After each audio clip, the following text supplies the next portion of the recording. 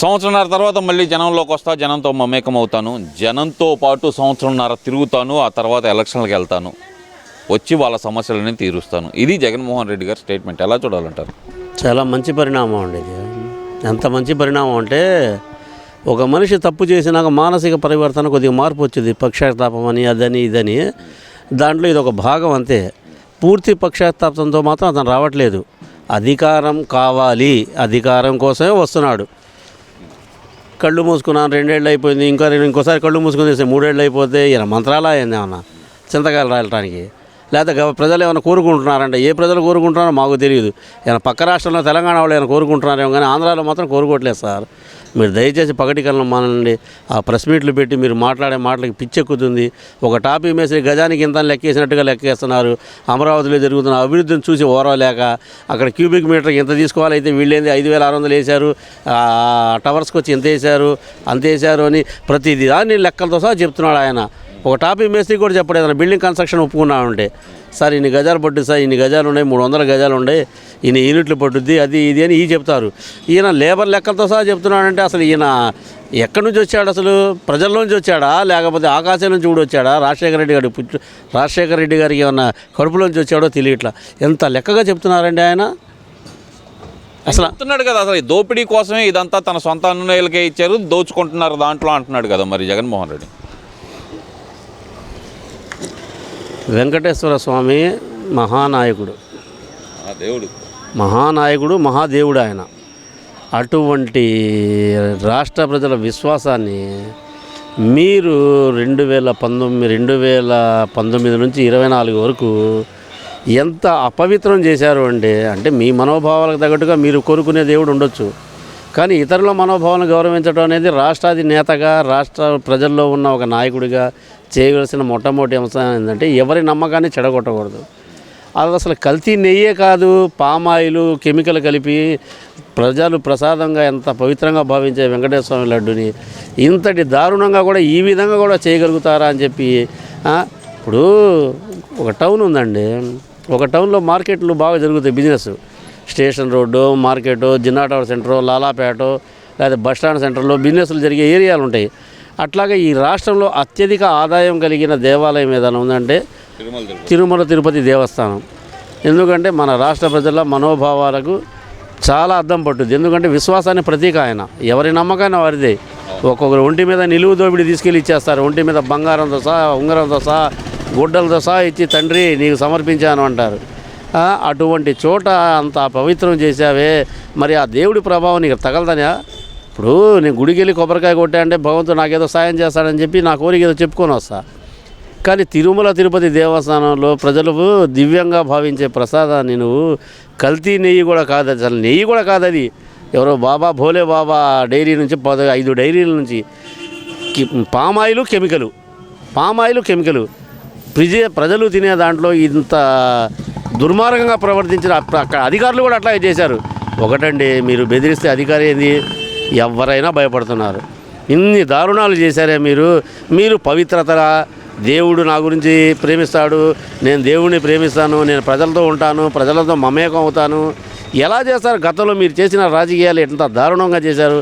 ఈ రాష్ట్ర ఈ ఆంధ్ర రాష్ట్రాన్ని ఇంతమంది పరిపాలించినా ఇటువంటి నాయకుడిని మనం చూడలేదు సార్, తిరిగి చూడాలన్న కోరిక కూడా లేదు సార్. అదే అంటున్నాడు కదా సార్, ఆయన కూడా అదే మాట అంటున్నాడు కదా, నాలాంటి నాయకుడిని అక్కడ చూశారు, నాతోనే పోటీ పడలేకపోతున్నాడు చంద్రబాబు నాయుడు అంటున్నాడు. ఈయనంటే యూత్ అండి, ఎంకపులిన యూత్. ఈరోజు కూడా ఎట్టుంటాడు, మావాడు కింగులా ఉంటాడు జగన్ బాబు. ఎందుకంటే ఆయన తినే తిండి వేరు, ఆయన తాగే నీరు వేరు, ఆయన నడిచే చెప్పులు వేరు, ఆయన పాదాలకు అసలు ఎంత స్మూత్నెస్గా 1,50,000 రూపాయలు చెప్పులు, వాటర్ బాటిల్ 4,500. అటువంటి నాయకుడు ఎలా ఉంటాడు? స్లిమ్గా కిమ్లాగా ఉంటాడు. ఏదో దక్షిణ కొరియా అధ్యక్షుడు కిమ్ అంటారు చూడండి, కిమ్మో బొమ్మ ఏదో ఆయన పేరు. ఆయన కూడా స్మార్ట్గా క్రాప్ చేయించుకొని నీట్గా మంచి సూట్లో నడుస్తుంటే ఒక కొండ నడిచినట్టు ఉంటుంది. ఈయన చూస్తుంటే యువత నడిచినట్టు ఉంటుంది. ఈయన ఉన్న 5 ఏళ్ళు కూడా యువత మత్తుకి, గంజాయికి, డ్రగ్స్కి, అసలు ప్రజల ఆనందాన్ని ఆయన ఏ విధంగా అందించారు ఈ రాష్ట్ర ప్రజలు గమనించారు. 151 నుంచి 11 సీట్ల నాయకుడిని చేశారు. ఇప్పుడు ఆ 11 సీట్లలో కూడా వచ్చే ఆ 10 మంది ఎమ్మెల్యేలు కూడా రాకుండా అసెంబ్లీ లాబీల్లోకి వచ్చి రిజిస్టర్లో సంతకం చేసి వెళ్ళటం, అసెంబ్లీకి సెషన్లో నేను వచ్చినట్టుగా నిర్ధారణకి. మరి ప్రజల సొమ్ము జీతభత్యాలు 2 లక్షల పైన తీసుకుంటున్నారే, ఏమాత్రం బాధ్యత ఉంది ఎవరికైనా? పార్టీ మీద కాదు సార్, పార్టీ నాయకుడి మీదే బాధ్యత లేదు. ఎందుకంటే పార్టీ నాయకుడు పూటకో మాట, ఫీజు పోర్ అంటాడు, పల్లె బాట అంటాడు, ఇంకో బాట అంటాడు, దారి బాట అంటాడు, 100 బాటలు చెప్తాడు. ఒక్క బాట అయినా నువ్వు చేసి చూపిస్తే నీ తరపున వెనక ఉండే కార్యకర్తలకి నాయకులకి బలం. అదే సార్, ఆయన అదే అంటున్నాడు కదా, వస్తాను సంవత్సరంన్నర తర్వాత వస్తాను, పోరు బాటలు కాదు యుద్ధమే ఇక నాతోటి అంటున్నాడు కదా. ఒక మనిషికి ఉదయం లేవగానే బ్రష్ చేసుకోగానే మంచి టీనో కాఫీనో తాగాలనిపించింది, సహజం అది. ఎందుకంటే అలవాట్లు అవి. టీ కాఫీ తాగినాక కాసేపు పేపర్ ఏదో చదువుకున్నాక ఆకలేసింది సార్, టిఫిన్ చేయాలనిపించింది. టిఫిన్ చేసిన 2-3 గంటలకి మధ్యాహ్నం 1 గంట 2 అయింది, భోజనం చేయాలనిపించింది. సరే భోజనం చేసినాక ఏం చేద్దాం, పడుకుందామా సినిమాకి వెళ్దామనే ఏదో ఆలోచన ఉంటుంది. ఒక మనిషి జీవన శైలి నేను చెప్తుంది. తర్వాత 4ంటికి చేదొస్తున్నాయి 2 బిస్కెట్లు, టీనో లేదా 2 బజ్జీలు, ఒక గారె తిని ఒక టీ తాగి స్నాక్స్ ఫ్రెండ్స్తో వెళ్ళి 1 గంట. ఇది ఇంట్లో రూపాయి సంపాదించకుండా ఇంట్లో పూర్వీకులు సంపాదించిన ఆస్తిని అనుభవిస్తూ చేసే ఒక యువత పరిస్థితి. అమ్మా నాన్న సంపాదిస్తుంటే పిల్లల్లో కలిగే ఆనందం ఎట్లా టైంని ఎట్లా స్పేర్ చేస్తారంటే టైంని అంతా వేస్ట్ చేస్తారు వీళ్ళు. ఎందుకంటే వీళ్ళు టైం పాస్ కావాలి. ఒక టీ పాయింట్కి వెళ్ళి టీ తాగి ఒక సిగరెట్ తాగి సెల్ ఫోన్ తీసుకుని 1 గంట సేపు కింద పైన కొట్టుకునేటప్పటికే 1 గంట, మళ్ళీ ఇంకో టీ తాగాం, ఇంటికి వచ్చేసాం, 7:30 8 అయింది. స్నానం చేసాం, భోజనం చేసాం, పడుకున్నాం. పడుకోవడానికి నిద్ర రాకపోతే మందాగాం, మందాగినాక నిద్ర రాకపోతే ఏదైనా గంజాయి సిగరెట్ ఒకటి తీసుకున్నాం, తాగాం, సరిపోయింది. ఇది రాష్ట్ర ప్రజలకి జగన్ బాబు ఇచ్చిన కానుక, ఏది యువతకి. కానీ ఇప్పుడు కూటమి ప్రభుత్వంలో జరుగుతున్న నాయకుల కానుక ఏంటంటే ఈగిల్ సెల్ అని చెప్పేసి ఒకటి పెట్టి గంజాయి నిర్మూలన దళం కింద పెట్టి దానికి ఐజీగా ఆకే రవికృష్ణ గారిని పెట్టి రాష్ట్రంలో గంజాయి అనేదాన్ని నిర్మూలిస్తున్నారు. అక్రమ మద్యాన్ని నిర్మూలిస్తున్నారు, బెల్ట్ షాపుల్ని నిర్మూలిస్తున్నారు. నెంబర్ 1 క్వాంటిటీ మద్యం షాపులో దొరుకుతుంది. మీరు గమనించారో లేదో, వైన్ షాపులో 100 రూపాయలకు కొనే బాటిల్ బార్లోకి వెళ్తే 150 రూపాయలు అవుతుంది. ఇప్పుడు దాంట్లో బార్ల మీద ఉన్న సెస్ 1% తగ్గిస్తే వైన్ షాప్లో నీకు ఏ రేటున్న లిక్కర్ దొరుకుద్దో బార్ అండ్ రెస్టారెంట్లో అదే లిక్కర్ దొరుకుద్ది. వాడు రోడ్ల మీద తాగి గందరగోళం చేసి వాడిని తిట్టి ఈయన్ని కొట్టి వాడిని కొట్టి చేయకుండా వాడికి నచ్చింది బార్లో తెప్పించుకుంటాడు, చక్కగా తాగుతాడు, బిల్లు పే చేస్తాడు, వెళ్ళిపోతాడు. దీని మూలాన ఏంటంటే రోడ్ల మీదకి వచ్చి వైన్ షాపుల్లో లిక్కర్ తీసుకుని రోడ్ల మీద తాగి ఇవన్నీ లేకుండా ఇది ఒక చక్కటి ఉదాహరణ. దీనివల్ల 347 కోట్ల రూపాయల నష్టం మనకు రాష్ట్రానికి, రాష్ట్ర ప్రభుత్వానికి 347 కోట్ల నష్టం అయినా రాష్ట్ర ప్రభుత్వం భరిస్తుంది. మీకు ఒక్కడే ఒక మాట చెప్తాను సార్, ఒక కుటుంబ పెద్దగా ఒక వ్యక్తి తన కుటుంబంలో జరుగుతున్న మంచి చెడుల్ని గుప్పెట మూసి ఎట్లాగ జాగ్రత్తగా కుటుంబాన్ని నడుపుతాడో రాష్ట్ర ఆర్థిక పరిస్థితిపై ఉన్న పరిస్థితుల్లో ఈరోజు చెప్పుకోలేని విధంగా ఉంది.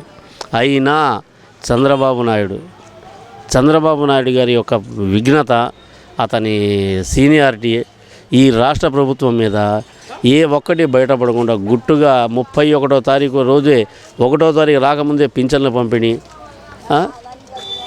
అసలు అదే వితంతు మహిళలకు కానీ ఏదన్నా కానీ పింఛన్ల పంపిణీ కానీ ఉద్యోగుల జీతాలకు కానీ ఎక్కడా ఒక మాట రాకుండా చక్కగా నడుపుకుంటూ వస్తున్నాడు సార్.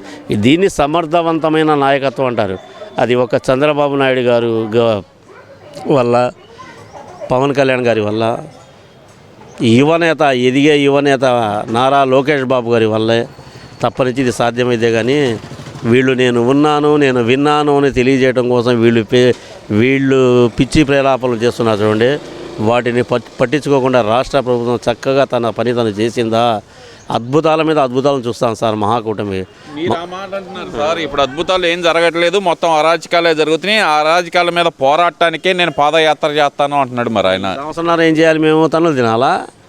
ఈ సంవత్సరం నుంచి పాదయాత్రలో మేము ఆక్రమణలు, దౌర్జన్యాలు ఇవన్నీ మాకు జరుగుతున్నాయి. ఇవన్నీ మేము కొట్టుకొని తిట్టుకొని చచ్చిపోయినాక సంవత్సరం తర్వాత నువ్వు వస్తావు అంటే నువ్వు టైం పెట్టుకుని ఎలక్షన్కి ముందు నీకు అధికారం కావాలి. నువ్వు అధికారం కోసం వస్తున్నట్టే ఉంది తప్ప ఇందులో ప్రజల మంచి చెడు ఆలోచించడం వచ్చినట్టుగా లేదు. ప్రజల మంచి చెడు ఆలోచించే నాయకుడు ఎప్పుడు ప్రజల్లోనే ఉంటాడు. అంతేగాని 3 నెలలు ఆగొస్తా, 6 నెలలు ఆగొస్తా, సంవత్సరం వస్తా, ఇప్పుడు కళ్ళు పోయండి, రేపు కళ్ళు తెరవండి, ఏమీ లేదు, హ్యాంగ్ ఓవర్ ప్రాబ్లం ఉంటుంది, పొద్దున్నే లేస్తే హాయిగా లేవచ్చు, కళ్ళు మూస్తే 2 ఏళ్ళు అయిపోయినాయి, ఇంకోసారి కళ్ళు మూయండి 3 ఏళ్ళు అయిపోయింది. నీకు నచ్చిన ఛానల్ని పిలిపించుకొని ఎవరైనా ప్రశ్నలు అడిగితే నో కామెంట్ చెప్పడం ఇదే నాయకుడు, ప్రజల్లో ఎదగాల్సిన నాయకుడు చేసే పని ఇదే. 10 సంవత్సరాలు పార్టీ పెట్టి నష్టపోయినా, పవన్ కళ్యాణ్ ఒక్క సీటు వచ్చినా తిరిగి అతను కూటమితో జతగలిసిన తర్వాత అతను ఎంచుకున్న మార్గం, అతని నిర్ణయం, అతను పడ్డ కష్టం, అతనికి పెట్టిన బాధలు రాష్ట్రంలో తిరగనిచ్చారా సార్ ఆయన్ని? పవన్ కళ్యాణ్ గారిని రాష్ట్రంలో తిరగనిచ్చారా? ఫ్లైట్ దిగి రాగానే ఫ్లైట్ ఎక్కి తిరిగి రిటర్న్ పంపించారు కదా సార్. ఏదో రాష్ట్రం అంతా మీ నాన్న మీకు ఏదో రాసిచ్చినట్టుగా. ఇది న్యాయమా? మీరు చేయని అరాచకాల? మాచర్లలో పిన్నెల్లి సోదులు చేయని అరాచకాలు ఉన్నాయా? జోగి బ్రదర్స్ చేయని అరాచకాలు ఉన్నాయా? నిన్న మిథున్ రెడ్డి గారిని ప్రశ్నించారు. ఆయన ఏమంటున్నారు? డిస్ట్రిక్ట్ నుంచి వచ్చిన డబ్బులు మొత్తం రిటర్న్ చేసేసాం సార్, అవన్నీ మా ఆడిటర్ చూసుకుంటాడు, నాకేం సంబంధం, అసలు నాకేం సంబంధమే లేదు. ఎన్ని వందల కోట్లు వెనకేశారు సార్. ఏం చేసుకుంటారు సార్ ఈ డబ్బంతా? ఏం చేసుకుంటారు? ఏమీ చేయలేరు. మీరు అనుభవించరు కూడా లేరు. ఎందుకంటే మీరు వెంకటేశ్వర స్వామి అన్న స్వామిని అపకీర్తి తీసుకురావడానికి ప్రవర్తించారు. ఆ పాపం మీకు ఊరికి ఎక్కడికి పోదు. ప్రతి ఒక్క హిందువుల మనోభావాన్ని దెబ్బతీశారు. మీకు వెంటాడుద్ది. మీరు ఇప్పుడే కాదు, ఈ రాబోయే 3 ఏళ్లలో చాలా చిత్ర విచిత్రాలు చూస్తాం. ఒక్కొక్కడు చేసిన పాపాలు మొత్తం బయటికి వస్తాయి. ఎవ్వడూ తప్పించుకోలేడు. చట్టం ముందు ఎవడైనా ఒకటే. కాకపోతే ఇందులో ఒకటే కాస్త ఆలస్యం అంతే. చట్టానికి లోబడి ఉండాలి కాబట్టి కొద్దిగా ఆలస్యం అంతే తప్పని ఇంకోటి ఏమీ కాదు. సరే, చివరిగా ఒక ప్రశ్న అన్న. మీరు అన్నారు కాబట్టి తిరుమలలో పామాయిల్ అసలు నెయ్యే వాడలేదు అంటున్నారు. పామాయిల్ కెమికల్ ఓకే, కెమికల్ వాడారు అన్న. ఒక బిర్యానీ మాస్టరు, మీకు ఒక హోటల్ ఉంది, మీరైనా వాడతారా? వాళ్ళు ఇచ్చిన అలాంటి పదార్థాలు మీరైనా వాడగలరా? పొరపాటున వాడం. ఈరోజు నేను ఒక ప్లేట్ అన్నం అమ్మాను అంటే ఆ బిర్యానీ తిని బాగుందండి, రేపు మళ్ళీ వస్తాను సార్, నాకు డైలీ వస్తాను, నాకు కొద్దిగా చూసి పెట్టండి సార్, ఒక ముద్ద ఎక్కువ తింటాను అని చెప్పే కస్టమర్ల నుంచి నేను స్వీకరిస్తానే కానీ వినతులు ఒక్కసారి వాడు నోరు కొట్టామే, వాడు కడుపు కొట్టామే, నా జేబులో రూపాయి వేసుకున్నామే అనే భావంతో మాత్రం బతకం సార్. వాళ్ళు ఎందుకంటే ఆ ఈజీ మనీ ఆదాయం, అధిక ఆదాయం కోసం తక్కువ ఖర్చుతో ఎక్కువ సొమ్ము. ఒక సామాన్యుడి కొన్న మాత్రం జ్ఞానం అనేది అంత పెద్దవాళ్ళకి లేకుండా పోయింది అనుకోవాలంటారా? ఆశకు మీ ఆశకు అంతే ఉంది సార్. ఆశకు అంత ఉందా? ఎక్కడ భోలే బాబా డైరీ? ఎక్కడ భోలే బాబా డైరీ చెప్పండి. ఇప్పటి నుంచి 2,64,000 లీటర్లు నెయ్యి వాడారు. అంతా అక్రమ నెయ్యి. అంతా అసలు ఆ లడ్డులు ఏదైనా మిఠాయి కొట్లో పెట్టుకునే లడ్డులో వాడేదో కక్కుర్తిపడి కడిగాలి అంటానికి. అరే, దేశ ప్రజలందరూ పవిత్రంగా భావించే లడ్డులోనే నువ్వు ఈ విధంగా కల్తీ చేశావే. ఇక రాష్ట్ర ప్రజలు మోసం చేయమన్న గ్యారెంటీ ఏంది?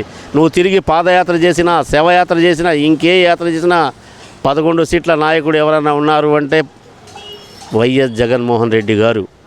అదే అవుతారు తప్పనిచ్చి తిరిగి మరొక్కసారి మహాకూటమికి ఈ ప్రజలు ఎన్నుకుంటారు.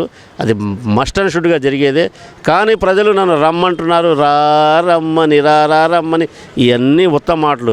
ప్రజలు ఆదరింపు అనేది ఏమీ లేదు. నీకు ప్రజా ఆదరణ ఉండుంటే నువ్వు ఈ పరామర్శకు వెళ్ళే ప్రతి చోట ప్రజలే ఎదురుచి నీకు స్వాగతం పలుకుతారు.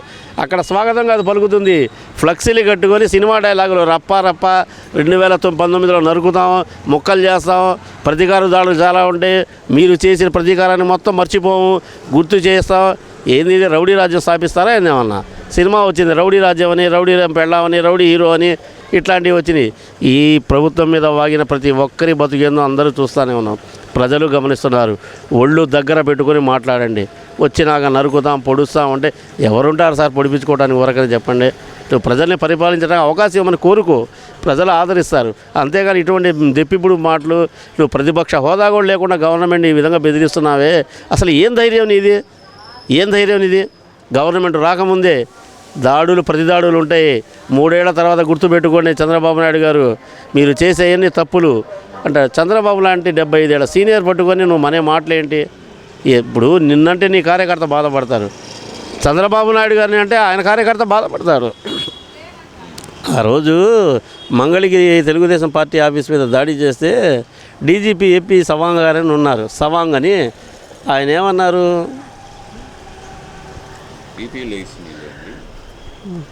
అభిమానుల్ని హర్ట్ చేశారు సార్. దానికి ప్రత్యక్ష నరకమే ఇది. పార్టీ ఆఫీస్ మీద, కేంద్ర కమిటీ ఆఫీస్ మీద దాడి జరిగింది అంటే అభిమానులు ఊరుకుంటారా సార్? ఆయన నచ్చిన అభిమానులు ఊరుకోకుండానే దాడి చేశారు. ఈ విధంగా అన్నారు. దాడి 3 గంటల సేపు విధ్వంసకరంగా చేశారు. ఒక్క పోలీస్ అధికారి రాలా. నువ్వు ఆ విధంగా కట్టడి చేశావు. ఆ దాడిలో పాల్గొన్న నేతకు వచ్చి మంత్రి పదవులు ఇచ్చావు. ఇదే నువ్వు చేసేది. స్టేజీ మీద ఎవరన్నా ఉన్నారు అంటే వాళ్ళకి పోయి చెవిలో కాగితం ఇవ్వటం, ఇది చంద్రబాబు నాయుడిని తిట్టు, లోకేష్ని తిట్టు, పవన్ కళ్యాణ్ని తిట్టు, 3వ పెళ్ళి 4వ పెళ్ళి అని ఇవా నువ్వు చేసే అరాచకాలు ప్రజానాయకుడు అనిపించుకునే పరిస్థితి అయితే ఇదైతే కాదు సార్. దయచేసి జగన్మోహన్ రెడ్డి గారిలో మార్పు రావాలి, అతను ప్రజలకు మంచి చేయాలన్న కోరికతో అతను మళ్ళీ రావాలి అనేది తప్పనిచ్చి అతను మంచి ఆలోచనతో వస్తే భగవంతుడు సహకరిస్తాడు సార్. లేదు అంటే 11 స్థానంలో పోయి 6 అవుతాయి.